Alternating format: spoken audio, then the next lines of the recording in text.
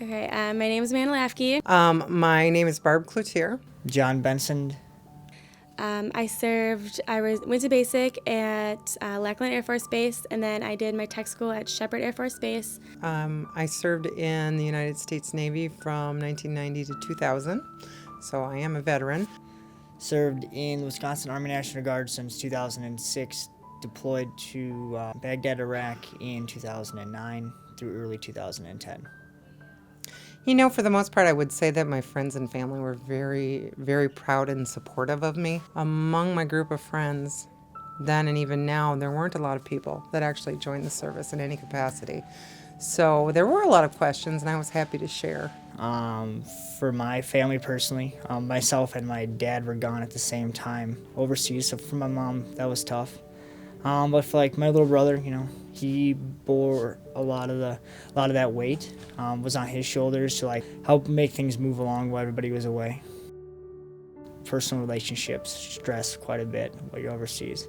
It seems like you go over and your life's on hold, but you kind of forget that everybody else's life continues on, so you get back and everything's different.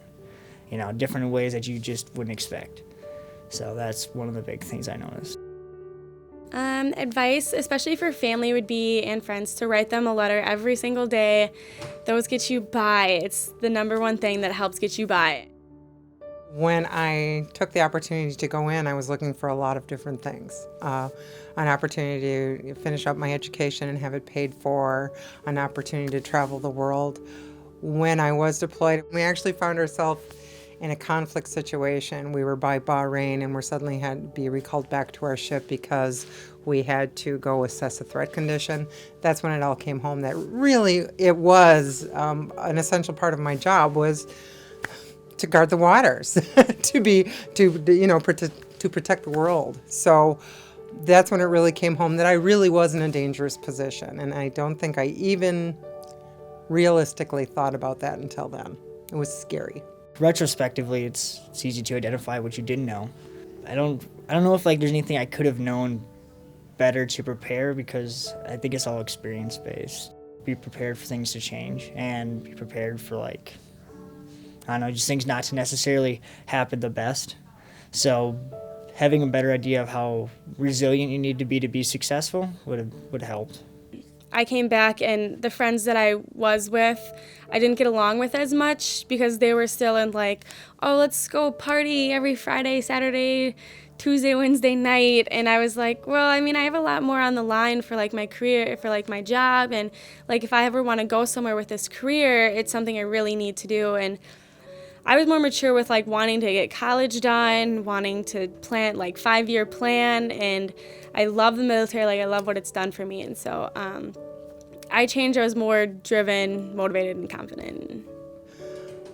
One of the biggest things I'm really grateful for is that it offered me the ability to work in an environment where I was able to live, work, eat, breathe in a multicultural environment, I guess. I came from a small town in Wisconsin.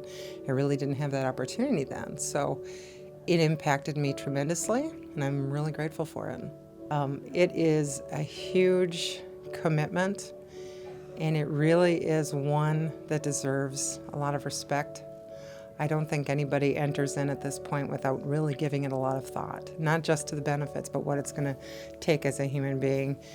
And I really don't know if they understand how much it's going to impact them in the long run. When I left, I was 19, so when I left, didn't know a whole lot about the world or necessarily myself, so deployed and learned a lot, came back, learned a lot from coming back, and learned a lot from that transition period. So yeah, I'd say night and day, huge difference.